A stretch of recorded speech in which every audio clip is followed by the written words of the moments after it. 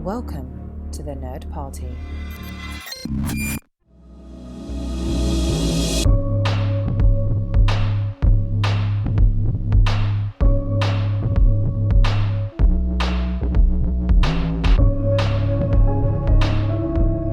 Welcome back to Houselights as we enter the final chamber of the House of Sherlock, an interesting journey that we've had up to this point that we now cap off with a visitation to Mr. Holmes, played by Gandalf himself, Ian McKellen. I promise you that will not be the last Gandalf reference that you hear.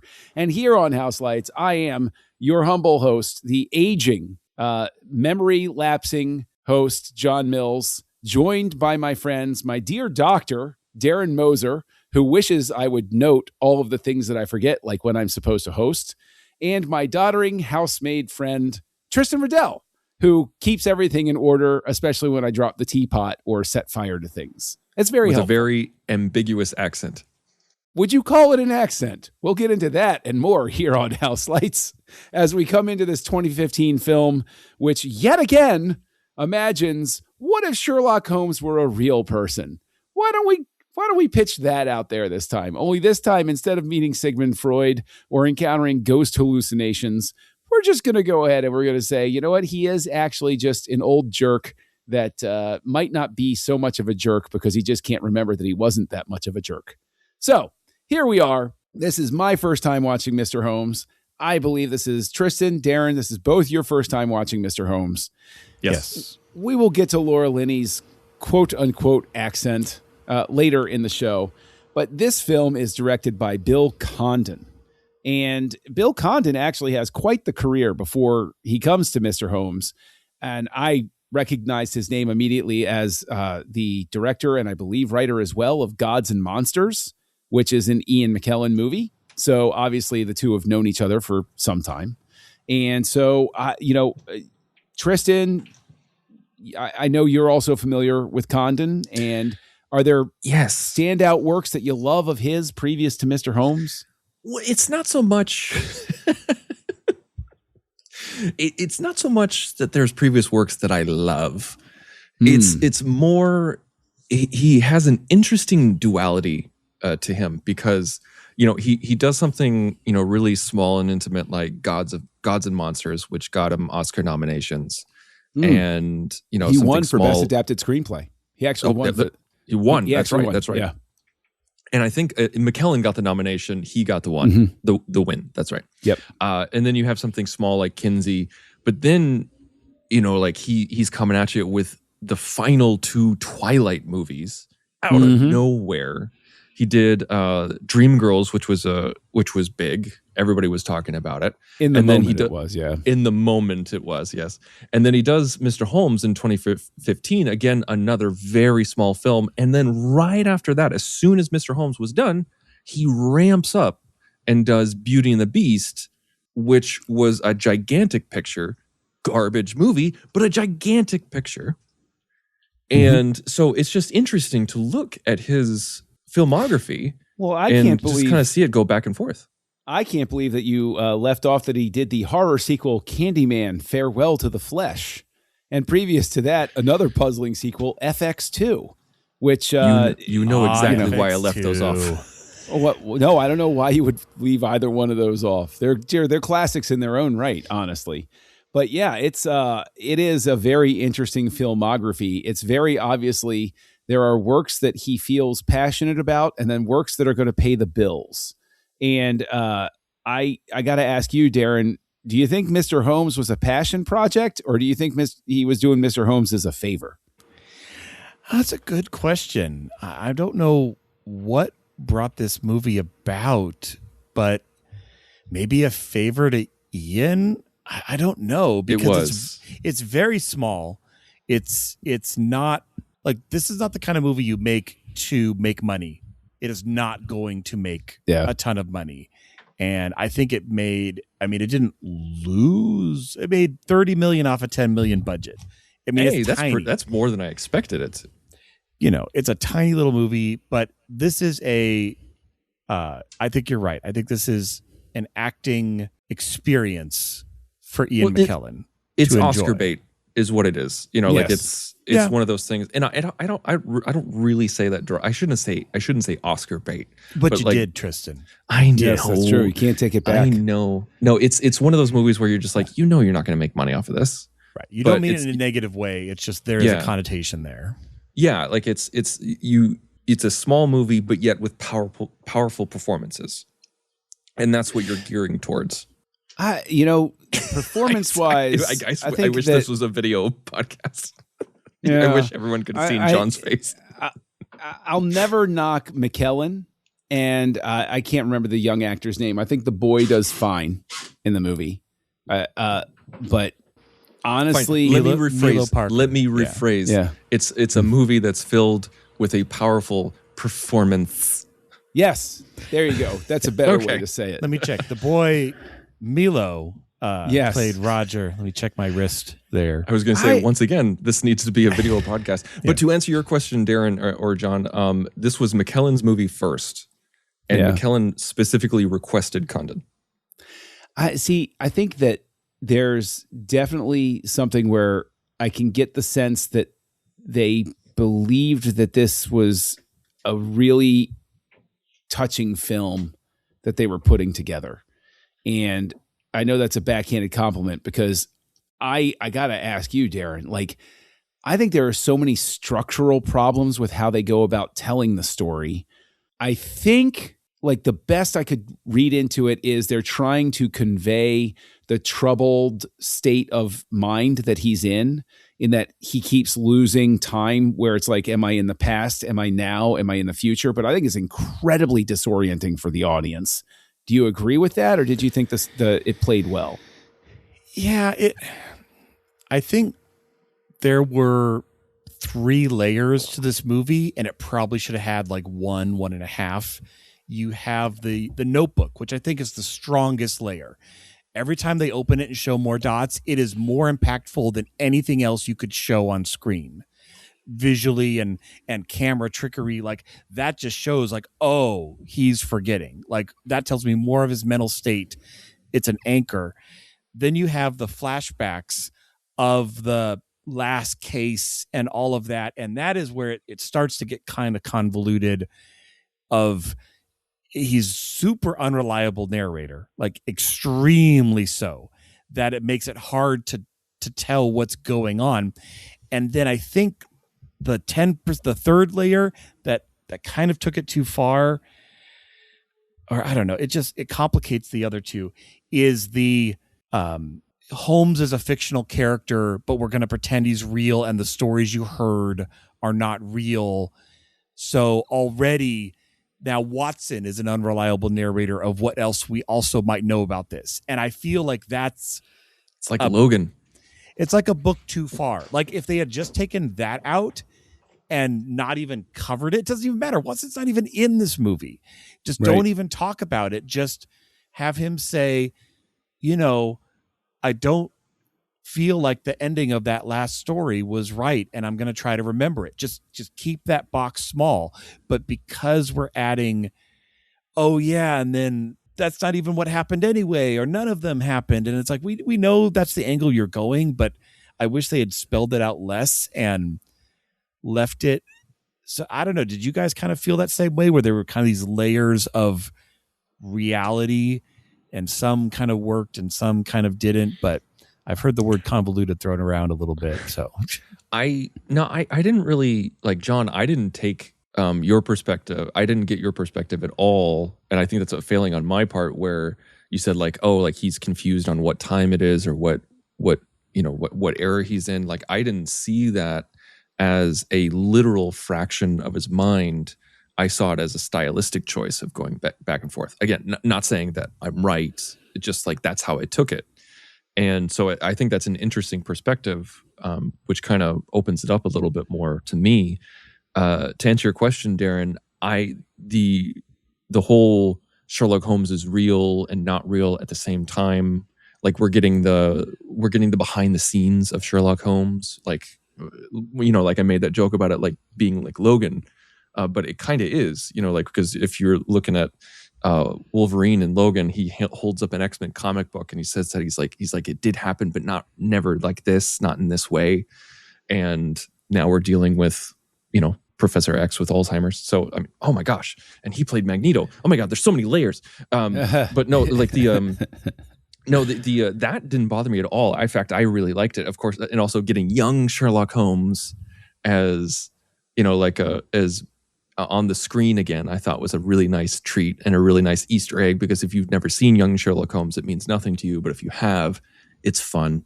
I thought the Japanese storyline was, I think, more in the way than the real fake Sherlock Holmes storyline. Yeah, I think the larger problem is, correct me if I'm wrong, but I'm pretty sure this is based on a book, right? Yeah. Yes. This was based on a book. Yeah, it was a book that came out in 2005, and it was written by not Mitch. the Conan Doyle book. No. No. It came out in 2005, and it was written by Mitch Cullen, and it's called A Slight Trick of the Mind, which was the original title of the movie. But then marketing, of course, got a hold of it and did the smart thing and said, like, what if we dumbed it down to the base level of what to expect? Yeah, I think that I think I look at this structure and it would work as a book. Like, this is one of those adaptations where I'm like, oh, I totally see where the book works. And I think that it speaks to, and Tristan, I'm going to throw it all the way back to my legendary reversed hatred of The Shining, where one of the things that I hung on for a while was like, I was one of those guys that was like, it's nothing like the book, neither. But what I've come to appreciate over time is that the adaptation, you really need to adapt to the medium. And this, I think, does not adapt to the medium. It's too much like, I'm going to film the way the book is. And it's like, you can't do that here, guys. You got to streamline it. You got to make it a more linear, at least, arc to follow. Yeah. Like, you don't have to tell it in order or anything like that, but you have to make it so that I understand where I'm starting and where I'm ending, because the entire thing, Darren, I don't know if you agree with me, the entire thing, I don't feel like Sherlock Holmes budges in this as a character. He starts off and ends in the same place. It's just that something happens that he's sad about by the end. I don't see him growing in any way. I would disagree a little. He said to me, Tristan. I'm sorry. That's true. I did. I would disagree a little as far as his arc, because I do feel I'm not going to go so far as say grows, but I will say he changes a little bit, where he's recognizing the inflexibility of his method, and his past has caused harm to people and is causing harm to those around him now. And thus that is why he's flexing a bit of giving up the house, writing the letter, and things like that. Like, he's realizing he's going to lose these last few people that are connected to him. Again, I'm not saying growth, because I think that's a bit of a maturity that's kind of not there, and there maybe is enough time for that. But I will say there is a bit of an arc, at least in the house portion of the story. In Sussex, yeah. Sussex, yeah. I don't know. I don't know. Maybe it's just that, look, I'll go ahead and say it. Maybe I was just so freaking bored by the end of it that I just didn't notice. I'm sorry. Fine. I'll tear the Band-Aid off right there. I had trouble staying awake through this damn thing. Okay. So after I finished, actually, I had to break it up into 2 parts. So I had to watch an hour of it and then watch another hour of it. And, how parts work. And my wife asked me about it. She's like, so what do you think of it? And I said, it is a very quiet British movie. Mm-hmm. Like, it's a room with a view and a river, this is a very quiet, contemplative film. Now, I want to talk a little bit about, since we're on the structure and we're on the timeline and everything like that. So we have a 74-year-old man in two time periods and 3 stories, and a 74-year-old man playing a 60-year-old and a 93-year-old. Okay. Ian McKellen has looked 60 his entire life. Yes. And so Ian McKellen was probably the worst actor physically to play this role in this movie because of that. It's like it's like if you have Patrick Stewart. I mean, go back to Patrick Stewart. I mean, they're best friends. Like, like you're like, oh, season 1, Jean-Luc Picard, and season 7, Jean-Luc Picard, and then Nemesis Jean-Luc Picard. You can see the difference. No, you can't, because it's Patrick Stewart's practically ageless. And so the problem is that it's kind of like watching The Irishman, where you're like, you have these. Oh, okay. Yeah. You have these 2 or 3 80-year-old men, and they spend millions of dollars to de-age them to make them look 70. Yeah. Yes. Well, not to sidetrack, but famously, I'm working with The Irishman. I'm going with it. And then De Niro is supposed to be like 30. And he's like walking down the street to beat up a guy. And I'm like, he's walking like an 80-year-old. Okay. Stop trying to screw with me here.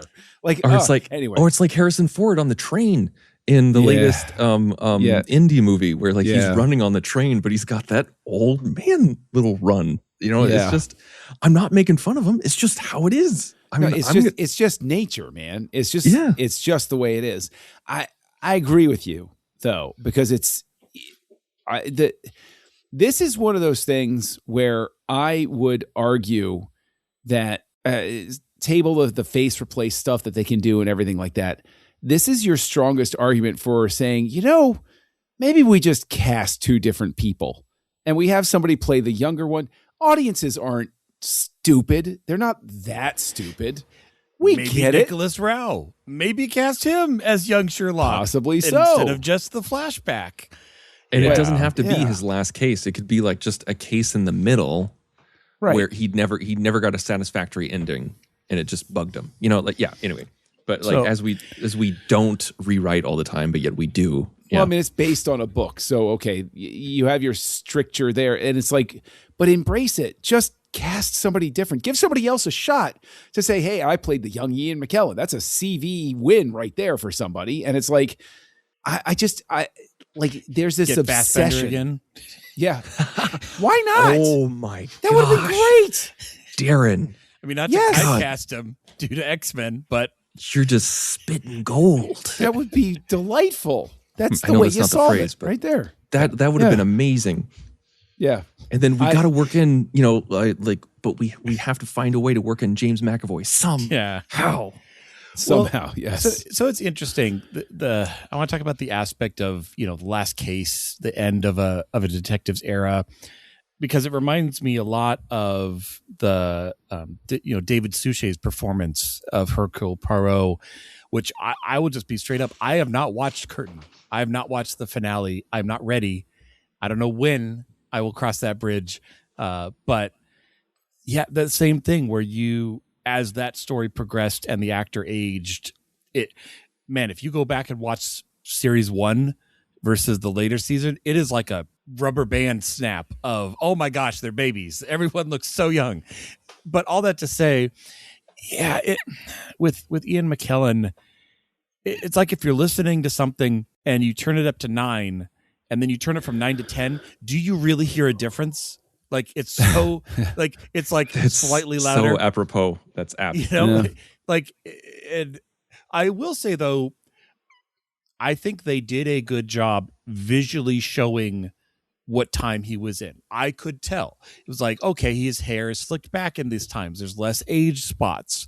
The way he's carrying himself. I was never confused when watching it, but I totally agree with you. We're looking at, different shades of the gray paint and we can barely tell between them. So it's very subtle, but they did a good job of telling you where you were. It's just not a lot to go off of. Now, if Fassbender walks in and you're like, well, we're in the past. Definitely. We're in Japan. Well, I mean, you could even make the argument that it would underline the fact that Holmes feels like he's not himself anymore, that person feels different to him now because that's not who he is anymore. Like, I think that could have really underscored it. And I think that because of how, and I love the way you said it, Tristan, where it's like, it's such a quiet movie. I think that's why by the end, like, they want me to feel this big swell of emotion. And instead, I'm just regarding it as, well, okay, this is the story's winding down now, but I should be feeling something more than I am. And McKellen's giving it his all. He's having a breakdown. He's crying, he's sobbing, he means so much to me. And I'm like, okay, cool. Like it lands flat. But I know that it can't have landed flat with everybody, obviously, because it did, it made 3 times its budget, which we all agree. Okay, that means you made the necessary profit for it to be a profitable film.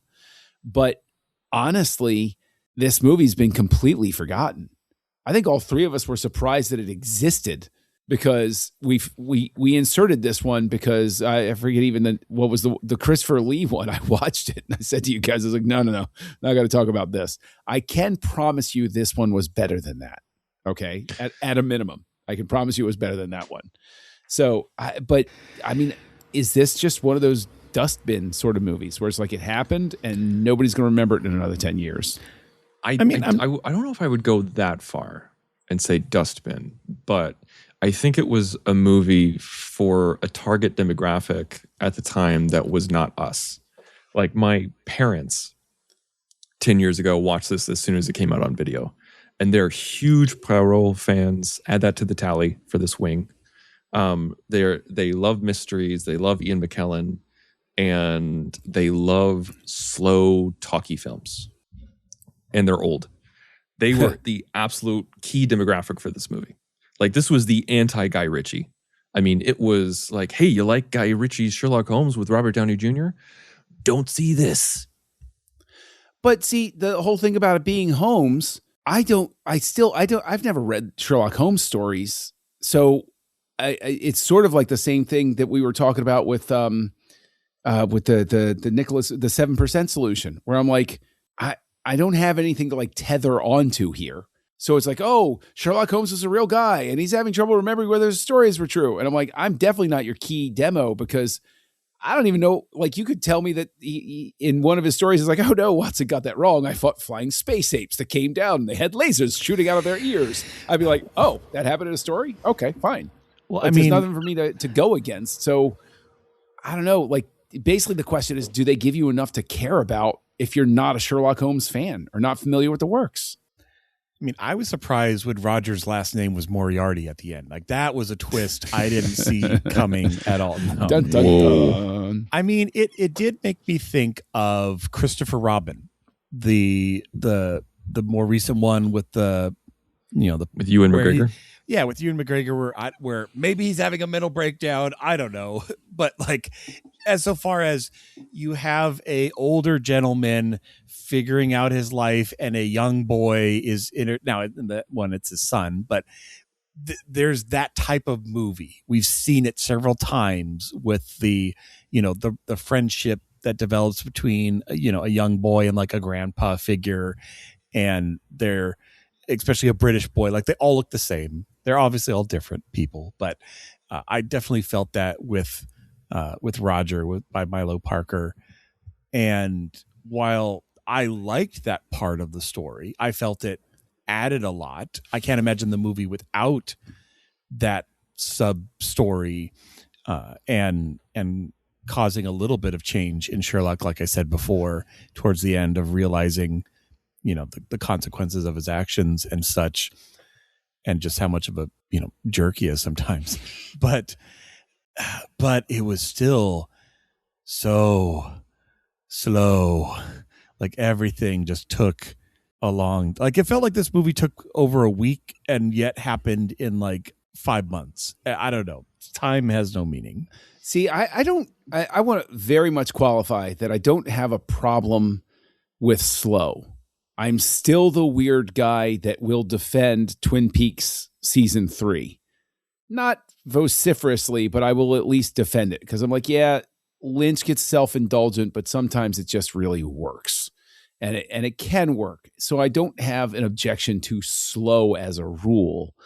It's just that you need something intriguing enough to keep a person invested. And additionally, like I'm talking about, like, I'm not even familiar with the Holmes stories. What would I know to say this was wrong or this was right? There was actually a controversy about this, where there was a copyright dispute. The Conan Doyle estate sued them. They settled out of court or something like that. Is that because they just said it's in the public domain enough and it's an original story and it's not a Holmes story, so we can do whatever. Like, I don't know where that angle came from, like why they felt like they didn't need it and then did. Well, I find it's interesting. They filed a lawsuit against the film for the, quote, unauthorized copying of copyrighted stories by Arthur Conan Doyle that cover the later life of Sherlock Holmes. They settle out of court before the release of the film, and later editions of the novel on which the film is based now includes a note thanking the estate for permission to use the material. So sort of the Harlan Ellison resolution to the Terminator, where now the credits say in recognition of the works of Harlan Ellison, James Cameron's sorry for the fact that he ripped them off. Like, I don't understand why you put the note in the book. Like, were they unaware that the book was written before the film came out? They can't possibly not have known, right? I mean, it feels more like, hey, there's some money over there. Let's see what we can get. Like, it does, doesn't it? And maybe that cuts over into, the profit margin or something like that, which is why we'll never get Mr. Holmes 2, I guess. I think there's many reasons we're not getting that, and profit margin is not high on the list. Well, one is the age of the main actor. How high on the list would you put the fact that I have to ask the question, Laura Linney was playing an Irish woman? I don't know. I really don't know. I had such a heck of a time pegging that accent. It took me out of the movie. And I don't understand why. For me, it was just a Britishy. Like, I didn't even, my brain didn't put the extra effort to try to place it. It was just, oh, you're from over there. Like, but see, I don't know. Maybe it's just I'm too familiar with Laura Linney's voice or something like that, but it sounded like somebody who couldn't quite get the accent. And it's like, I've always been in the camp of, if you can't quite get the accent, just don't do an accent. But then she obviously would have been more of a fish out of water. And the thing is, I'm not dragging Laura Linney as an actress. I think she's a terrific actress. I love her as an actress. I think she's great. I just wish they had spent a little more money on like the dialogue coach to help her out, to get her across the line on the accent. Because there were moments where it was fine. And then there were other moments where it was not. And it's enough to have taken me out of it. I mean, in terms of the music as well, Carter Burwell, are you familiar with his work? No, I'm not. He did a number of things, including he did Conspiracy Theory. He did Miller's Crossing, In Bruges. He actually, here's a tie-in with Condon. It wasn't the last two, but he did the music for Twilight, Breaking Dawn Part 1 and Part 2. So they went on to hired his buddy back to. But Carter Burwell also did a very terrific score in the past. Tristan, do you want to reveal to the audience what score he did back in the 90s? That was quite fantastic. Are you talking about Rob Roy? I sure am. Of course I am. Yeah. Okay, that's one of the greatest scores of all time. Oh, so good. That's an amazing score. And he also did the score for a Goofy movie. Figure that out. Which is also an amazing movie. So Bill Condon, we're like, look at this crazy career. Score, not like the music parts, just the score. Sorry, not the singing parts. He did. In the same year, he did a Goofy movie in Rob Roy. And he goes on, he does. It's amazing. He does Mr. Holmes. I was excited when I saw his name in the credits. I was like, oh, cool, a Carter Burwell score. Tristan, anything there that's memorable from the score at all? Not a single thing. I couldn't tell you. Like, I was kind of hoping that we wouldn't talk about music because I couldn't remember a single note. Okay. I take that back. I take it back. I think the scene on the bench that had some fantastic music. That's fair. But that's all I can really say. Is just like, that was a really intimate, really nice moment. I wouldn't even. And it was. I wouldn't even blame Burwell for it. I don't think the movie gives him a lot to work off of. Like Williams, he gets movies from Spielberg and Lucas, and it's like, oh wow, there's a lot to work with here. I could do this. And anybody's going to be like that. That's a composer. I just don't think that there's a lot here for a composer to like latch onto. And I think the score is fine. It's not. I mean, Darren, do you agree? Disagree? Like, yeah. I mean, it's a quiet, slow movie. There's not, and like you said, the bench. All the flashbacks really had the score. The leading up to the train.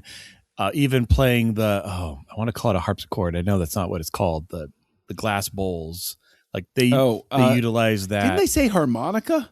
It's not the word harmonica. It shouldn't be, but it's that's what they called to it. that. Yeah, they called it a harmonica. Oh well, which totally blew my mind because I'm like, wait, what? No, that's a mouth harp. Wait, what are you talking about? But no, yeah, a harmonica. So. But it had something to do with like occultism or something. Like you were supposed to be able to like hear ghosts or something like that. Apparently, you dip your fingers in the lead crystal and it makes you kind of go nuts or something. Yeah. Is water. That what it did? Yeah. There was lead in the water? Well, there's lead in the crystal. It's like lead glass. And so you're dipping your hands constantly in water. And so it like seeped into you and messed you up. Oh, no kidding. So kind of like how Mad Hatter, comes from the whole like copper band in the hat and stuff. Same thing. And in that era especially, it was like, oh yeah. Did I go crazy? It's like there's probably a chemical reason for it. Did I miss that in the movie? Did they explain that in the movie? I looked into that okay. afterwards. Yeah. I had no idea. None whatsoever. Okay. But I do have an idea that I think for the fact that, it's slow, it's got its pacing issues. The one sop I will throw is that I think that the cinematography is actually pretty good here. I think that there's some good color choices here. It's before everything's too flat in film, so there is some color separation. Or was I just zoning in and out and I'm just misreading the picture? I mean, like I did. I thought the color choices were good. I thought it worked pretty well. There was good balance. There was good composition and everything like that. But it's like, nothing to win an Oscar over, but I thought it was pretty good. Looked pretty good in that sense. Sorry, I just keep getting stuck on Holmes' age. It just really is weird to me because this movie is supposedly set in 47. Yes. Where he's 93. And that means that he toured Hiroshima like the year before? No, same year, 1947. No. Hiroshima got bombed in 45. It was August 45. So obviously post that. Yeah, so they would have been, had they started bouncing, they had started rebuilding by then, right? Yeah. I mean, that was the other thing is when he's there, it makes it look like it happened a week before. Like which I don't know what I expected it to look like, in that regard. But it was just a very compressed time where I was meant to feel, I thought I was meant to feel that his trip to Japan was closer to the retirement of him than the present, but it didn't. I don't know. It's just, again, we're turning the knob between 9 and 10. It's not, I can't tell the difference. It doesn't go to 11, just 9 and 10. Well, one thing that did, crank up to 11 for me, and John, I know that you explicitly said that this did nothing for you. Like you felt like you were supposed to feel something and you didn't. I very much felt something, especially when Roger was revealed when he was laying down and like you thought he was dead, with all the wasps in his face, like the wasp stings in his face. I literally gasped out loud, like a child. I was just like, like that when his face was revealed. I literally gasped and held my hands up to my face. I was enraptured by it. I was just like, oh my God, is he dead? They're telling us he's dead. Roger is dead. What a horrible movie this is. And then, like seeing Holmes's reaction to it, like he has that first little hesitation, like, oh no. But then he's like, okay, gotta go make a call. And he completely ignores the mom. God, And that's then his worst sin in the entire movie is like, I get walking past her to the phone. I get that. Yes, but on your way totally. back, you be like, come with me. We need to go to him now. That's all you need to do. But instead, and she's totally right for calling him out on it. And she's like, I didn't think it'd make a difference. It's like, man, I am his mother. It's like, what in your mind are you thinking? But yeah, no, Yeah. I felt the emotion of that part too. For me, Roger was the emotional grounding of this movie. That relationship is what, because I don't feel anything for the mom who kills herself in the past. Like there's no, or the Japanese son who feels abandoned. That's just, those are Holmes ghosts. And I did like the fact that with Roger, I didn't know what was going to happen. Because so many times we watch movies and it's so obvious, like, okay, this person's got 1,000,000 points of plot armor. There's no way they're going to die, or they're part of a franchise, or they're part of something. This was a small enough, fresh enough, new enough story that I was like, oh, dang. Like, not that they couldn't walk it back like they did, but for a while, I did not know. And that was a fresh experience. I don't know. I think maybe by that point I was like, when he ran out, I think probably for me, I was just like, I figured something had happened to him. So I was like, I'm glad that it worked for somebody, because it didn't work for me, because I just considered it inevitable that something was going to happen to the kid. The innocent youth had problems. Dear God, who could have seen that coming? No, I was just anticipating it, I guess, too much. And I don't know. I mean, I guess just for me, I mean, it's like I watched it a little while ago to, obviously to prep for this. I'm already starting to just shelve it off. Purge it from the mind. Yeah, just sort of like I don't need to save that. It'll be on the hard drive, but I don't necessarily need to look up the file. It can just like sit back there and I'll recall it if I ever need to, sort of thing. So, I mean, obviously I've tipped off where I stand with it. So I'll go ahead and give my rating first on this one. And I'm just going to go ahead and say, I'm going to give it a 2, simply because I didn't like it. I thought it was boring, but everybody was given their all. It just didn't come together. And sometimes that happens. So I'm not going to trash it, but at the same time, I didn't enjoy this. And, even enjoy seems like the wrong type of word for a movie like this, but it just didn't connect. And I just think it didn't gel. A lot of talented people, and it just didn't work out this time. So 2 stars from me. I will toss it over to you, Darren. Where did you land with it on the much vaunted, never to be changed, handed down from on high on stone tablets 5-star scale? 5 white rocks placed out to represent yes. things I'm thinking of. Well, I did want to give a shout out to Roger Allam as the doctor. I loved his little character. Every time just this little teeny role, and he's fallen.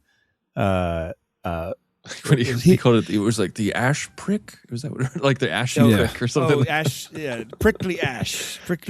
Yeah, but no, I just liked how he was the most grounded character in the entire movie, as far as like just getting about his duties. But yeah, all that to say,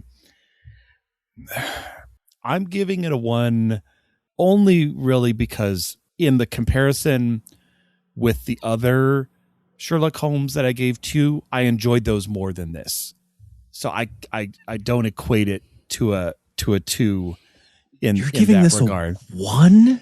I mean, like John said, I'm going to forget this movie and purge it from my mind. Good Lord. Like in about 5 minutes. I gotta be honest with you, Darren, that oh my gosh, I'm within a hair's breadth of refining down with you and being like, I'm being too nice, but I'm not going to do that. I'm going to stand my ground here until I find out exactly how much I want to disagree with Tristan. Tristan, what did you give it? Man. Oh, okay. Wow. wow, I feel like, man, am I way off here? If you give this a 3, I swear, Tristan. That's what I'm gonna give it. Okay, I'm switching to 1, Darren. I'm switching to 1 just to balance him out. The spreadsheet. Switching to 1. It's so make it freaking official. funny. Okay, so like I probably would have normally given it a 2.5. I think I should give it a 2.5. But the thing is, I gave Young Sherlock Holmes a 2.5, and I liked this way more than Young Sherlock Holmes. And I think that's the thing. It's just like McKellen's performance bumps it up. It gives it another star, if not a half star, because Ian McKellen's performance is so phenomenal in every single aspect of this movie. And I had a genuine emotional reaction to Roger's, near-death experience, and also when McKellen broke down in front of Laura Linney, like when he was literally on his knees crying. Like I felt something. And so because this movie made me feel something, and we got one fantastic performance, I'm not arguing about the structure. I'm not arguing about, how slow it is, how boring it is. You always argue about those points, Tristan. That's true. No. Does it get a pass? No, I'm not saying it's not that. It has all those things, but like, as we often say, like, when you have like one really good aspect, sometimes I can make up for the rest. And I feel like this is one of those times, at least for me. And the entire time while I was watching it, I felt like we were absolutely robbed as a culture of Ian McKellen playing Sherlock Holmes 30 years ago. Okay, that's fair. But Like, that doesn't mean that this movie is less bad. No, what it means is that's how much his performance impacted me. It's the right performance, the wrong movie. I got you. That's what I'm trying to say. I hear you. And so I'm the only reason why I'm not giving this movie a 2 is because of McKellen's performance. All right, bumps it up a star. I'm changing my number back to 2, Darren. Okay. Tristan makes some good points, and I also like the fact. Is this like a game show now? You got to lock in your scores by the end. It doesn't matter. Just sheesh. No, you know what? I can go back and I can change all of my scores later if I want to. I made reference to The Shining before. I went from reviling it and giving it 0 stars to 5. Don't make me and it's one make of my a favorite backup movies. copy of this to save the data from tampering. Okay, I'll just, you know what? I'll go to ChatGPT and I'll tell it to redo the entire thing, and it'll just make it all right. That's fine. So there we are. We got a 1, we got a 2, we got a 3. And so here we are at the end of the House of Sherlock, Wing of Sherlock, right? So we're closing out Wing of Sherlock. And I got to tell you, not a moment too soon. So Darren, what's up next, man? Yeah, we were in that wing maybe a little too long, but that's all right. It's fun to visit a character and all the different aspects of it. But next week, we're covering a director famed and acclaimed that we have not seen a lot of. We're going into the House of Kurosawa with 1950s Rashomon next on Houselights. Join the revolution. Join the Nerd Party.